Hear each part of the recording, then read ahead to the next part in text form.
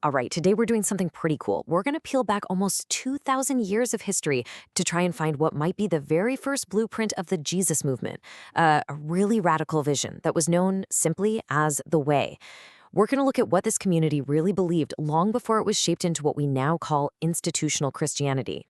So let's just start with a huge question. What if the original blueprint got lost? Or, at least buried under centuries of other stuff? What if there's a completely different, maybe more radical vision for community and for faith that was there right from the very beginning? Well, that's exactly what we're digging into today. You see, at the heart of this is a really big tension. On one side, you've got the Way, and our source material describes this movement as being all about radical equality, a kingdom of God that's active right here on earth, and real, tangible, material solidarity. Then, on the other side, you have the later Pauline tradition. It developed a more, let's say, legalistic model of salvation and ended up adapting to the social hierarchies that already existed in the Roman world. We're going to really focus on unpacking the manifesto of the Way. So, our first stop is getting our heads around their core message. The kingdom of God wasn't some far-off heaven you go to when you die. No way. For them, it was a present reality. It was a whole new society breaking into the world, and it demanded a completely new way of living right here, right now. And this slide just lays out the stark contrast. I mean, it's night and day. The worldly kingdom is all about status and wealth with this top-down hierarchical structure, right? But the kingdom of the Way, well, it was a direct counterproposal. Its focus was justice and mercy. Its structure was based on siblings, not bosses, and its goal to have no needy among them. It was a complete social flip. This brings us to what they actually meant by faith. And get this. It wasn't about agreeing to some complex legal theory of salvation. It was much simpler, and honestly, a lot harder. It was a radical, almost childlike trust that a loving parent would provide for your needs. And this trust, it was meant to free people from that constant anxiety of accumulation that really drives the worldly kingdom.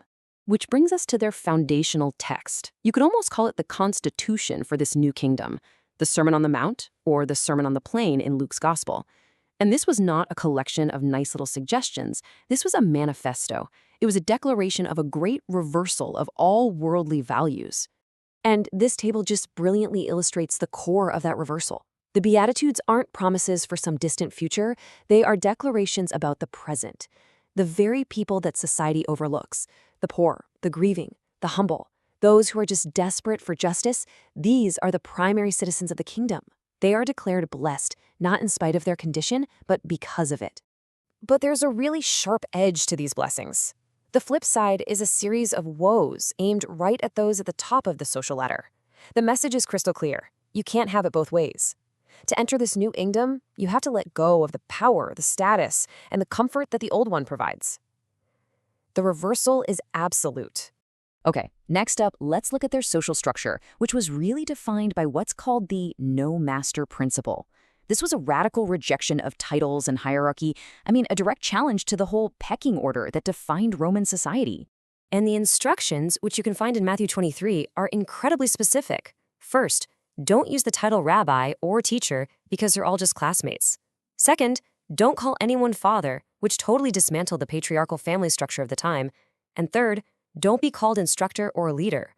Each one of these prohibitions systematically flattens the community into a family of equals. And the ultimate goal of all of this? What was the point? To create a truly casteless community, a space where honor, status, and titles are just meaningless. In this new society, the only path to greatness, the only real measure of a person's worth, was their willingness to serve other people. Okay, so if that's the vision, how did they actually live it out? This brings us to the idea of faith in action. For the Way, your beliefs had to be tangible. It wasn't about what you claimed to believe, it was about what you actually did. They called it justification by doing the truth. The Epistle of James is absolutely ruthless on this point. It defines dead faith as simply agreeing that certain things are true. The demons believe God is one, James says, and they shudder.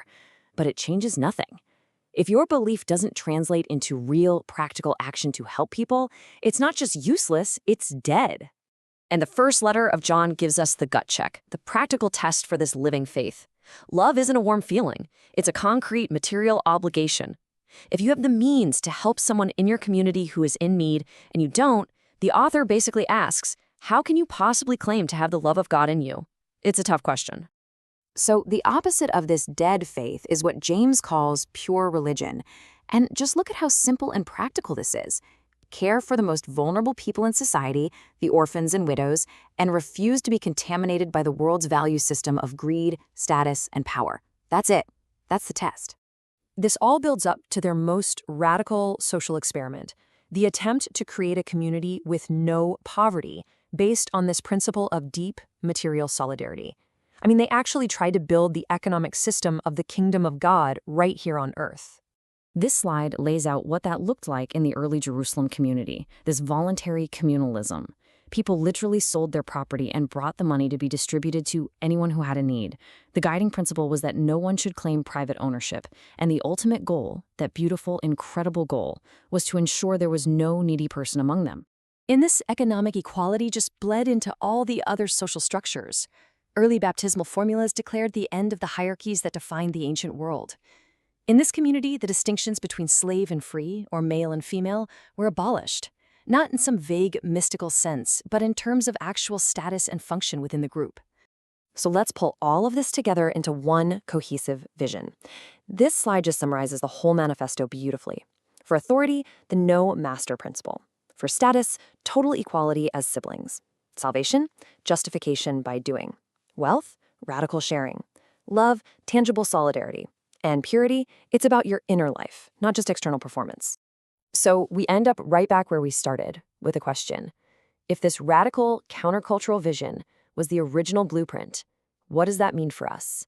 What would a community with no needy among them and no masters actually look like in our world today?